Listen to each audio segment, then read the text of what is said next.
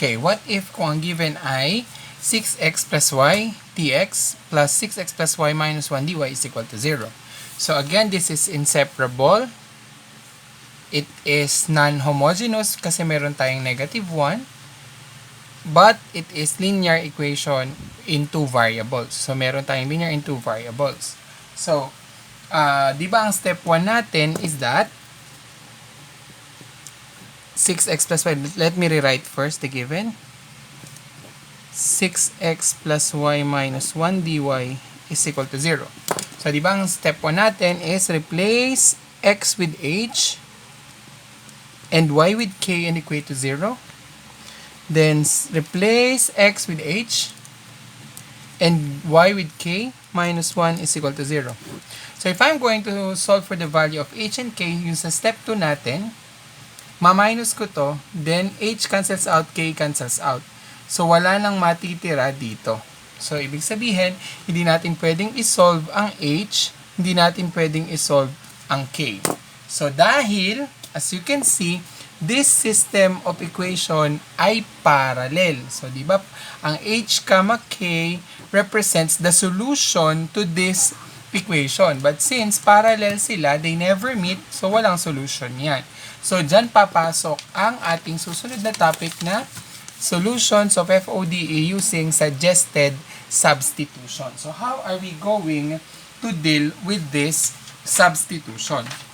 So, again, let me rewrite the given. So, this is 6x plus y dx plus 6x plus y minus 1 dy is equal to 0. That is when x is 1/5, y is also 1/5.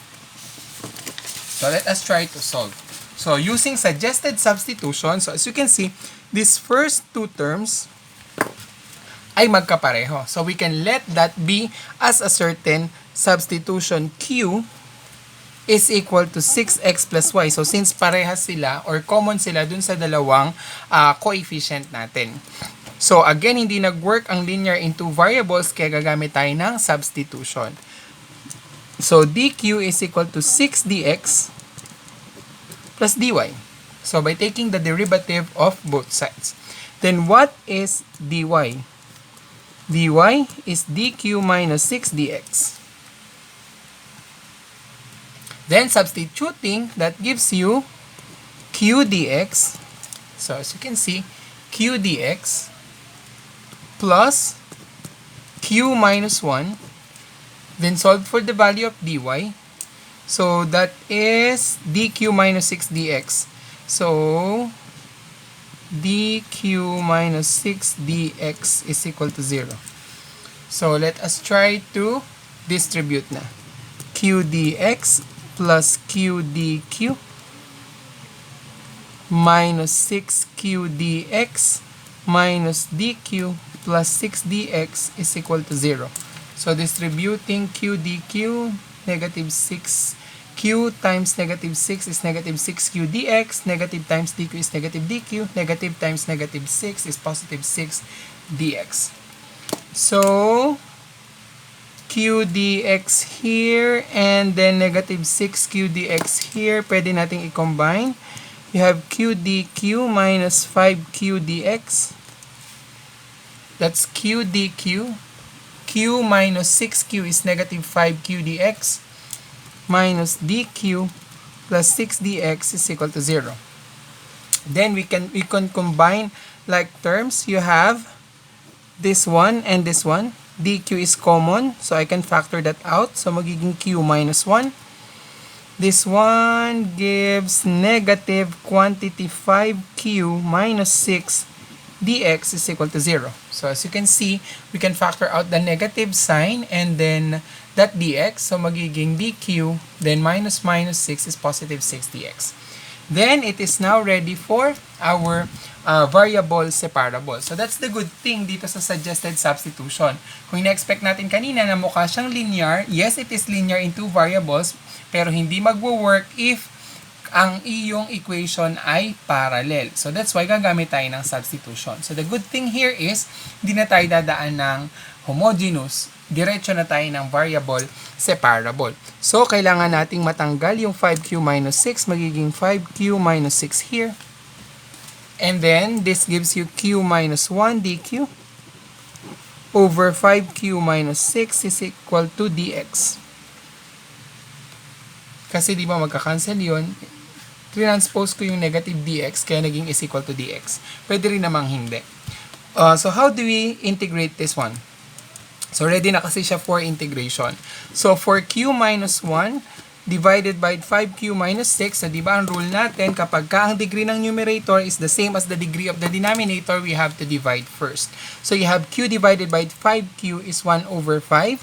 So, that gives you 5q minus 6 over 5. Subtracting that, this 1/5 times 5 cancels out pala. So, this becomes q lang. Subtracting the 2, change the sign of the subtrahend, so this becomes positive, so this gives you 1/5. So that is, again, n over d is q plus the remainder over the divisor. So your quotient is 1/5 plus 1/5 over 5q minus 6. So that, this gives you integral of the quantity 1/5 plus 1/5 over 5q minus 6 dq is equal to integral of dx. Now, it is ready for integration. So, 1/5 integral of dq plus 1/5 integral of dq over 5q minus 6 is equal to integral of dx. So, if this is our u, I need to provide 5 on the numerator because the derivative of 5q is 5 dq. So, providing 5 and then compensate with 1/5. So, that gives you 1 over 5q, because integral of dq is q, plus 1 over 25, because that 5 and 5's denominator becomes 25, ln of 5q minus 6 is equal to integral of dx is x plus an arbitrary constant c. So let us try to multiply this all by 25 since 25 is a denominator. So, LCD. Multiply natin lahat by 25. So, pag minultiply natin lahat by 25, this 25 divided by 5 is 5 times q is 5q plus 25 divided by 25 is 1. ln of 5q minus 6 is equal to 25x plus 25 times c is still a constant c. So, replacing q with our substitution a while ago, what is q? Our q is 6x plus y. So, babalik lang natin siya that q is 6x plus y. So, that gives you 5, 6x plus y, plus ln of 5, 6x plus y, minus 6 equals 25x plus c. Then, that gives you 30x plus 5y, 30x plus 5y, plus ln of 30x plus 5y minus 6, 30x plus 5y minus 6, distributing 5 to 6x and y here, equals 25x plus c. Transposing this to the left gives 5x plus 5y plus ln of 30x plus 5y minus 6 is equal to c. Or 5 times the quantity x plus y plus ln of 30x plus 5y minus 6 is equal to c. So this will be our general solution. So but then again, there is an initial condition that when x is equal to 1/5, y is equal to 1/5. So substitute natin, when x is equal to 1/5, y is equal to 1/5. So let us try to substitute. 5 times 1/5 plus 1/5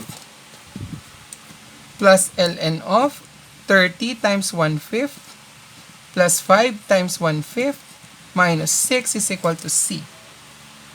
Then this 30 times 1/5 is 6. This 5 divided by 5 is 1 minus 6. So 6 plus 1 minus 6 is ln 1 is equal to c, and this one is 2. this is 2/5 times 5 is 2. But ln of 1 is 0. Then the value of c is equal to 2.